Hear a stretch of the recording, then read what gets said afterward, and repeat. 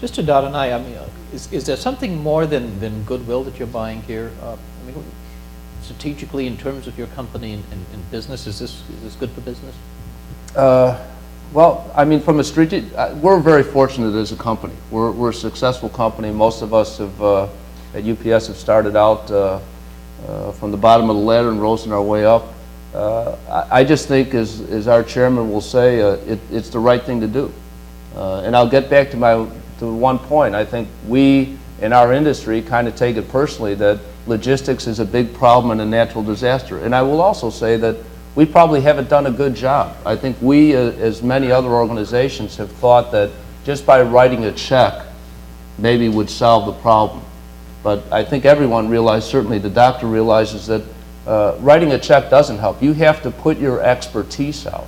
And when you can do that, you can make a much bigger difference. And certainly I don't think we're looking for any type of benefit out of it. We've got great customers that are difficult but pay us well. And certainly we want to take some of that back and help those who need it at times they need it. Excellent.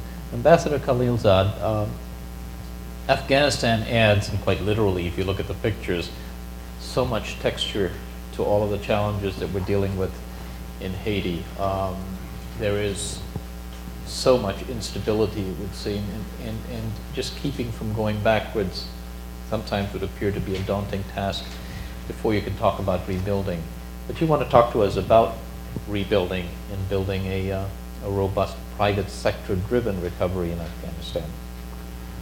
Well, thank you. First, it's a pleasure to be here. Second, I thought that I would at least focus my comments based on my experience as the presidential envoy first and then ambassador from 2002 to 2005 in Afghanistan. And maybe we can discuss the future in the course of the question and answer. First, I think the case of Afghanistan would reflect that the first thing that you need in order to be to effective in reconstruction, and there are different types of reconstruction, especially when you take over a country as we did. It's not only economic reconstruction, it's political reconstruction, it's security reconstruction, and it is in the context of an ongoing conflict. You're dealing with a very complex system. That you have to know what the situation is, and that we went to Afghanistan without a great deal of planning ahead of time, shall we say, and the planning horizon, the time that we had between the 9/11 attack and military operation was extremely short. I mean, we were talking a matter of weeks. And so the landscape of Afghanistan in terms of the variety of challenges, the magnitude of the challenges was not well appreciated at the beginning. And two, we did not also go there in Afghanistan with a grand theory or a plan as to what to do, how to prioritize with regard to each. It was work in progress as we went along. And while there is a sense of what do you do on the political reconstruction, and a roadmap was agreed to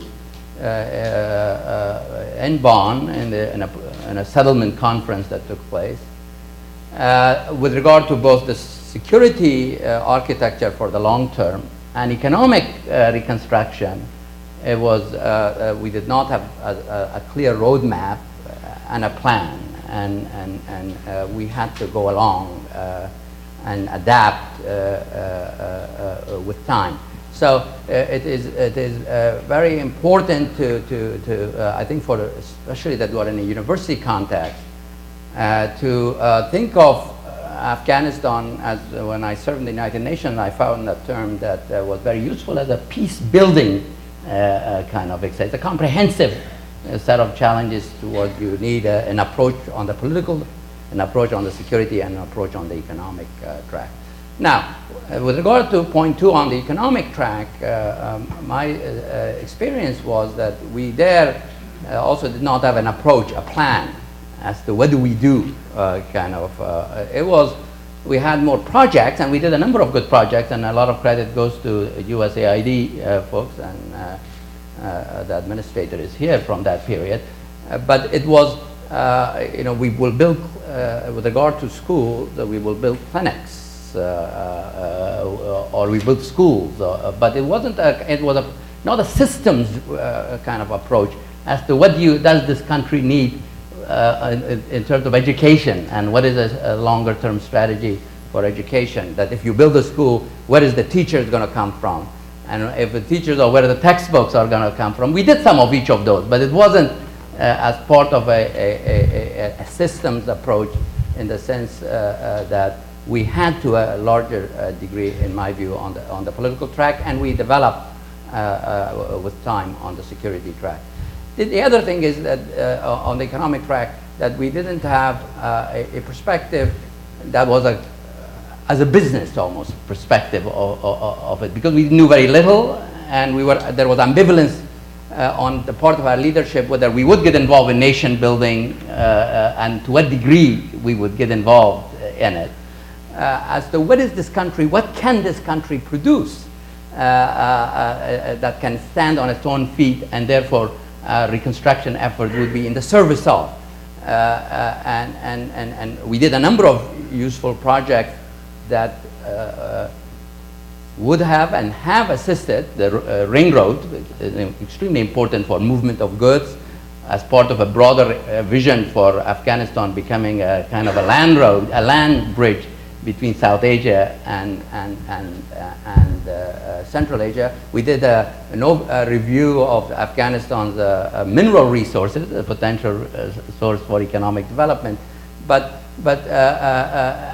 it wasn't sort of that these are the 4 or 5 things that this country would be good at in competitive, in terms of advantages it has, and therefore how do we invest to and assist so that they could become more self-reliant. One other issue, before I make my final point, was the issue of that how to use our own purchasing power and assistance to create or incentivize or assist in the building of Afghan companies, private sector companies, so that they could employ people. For example, the water that I drank during the 4 years that I was in Afghanistan as an envoy and then as ambassador, came from Dubai. We imported the water. The fruit that I ate came from Germany. Now, there is a lot of things that Afghans companies could have done, but it's a complex system because there is obviously security concerns, there is the quality issues, but I believe that we didn't have an approach, as we are now doing with the Afghanistan First effort that our government has started, to use a part of our purchasing capabilities to start to encourage businesses. And sometimes some of our aid participants who did a great job are reluctant to get involved in ventures that are for profit, that deal with private sector. I think that is also changing, but to how do you choose between alternative companies to assist with regard to some of these activities that are there. And lastly is the question of execution.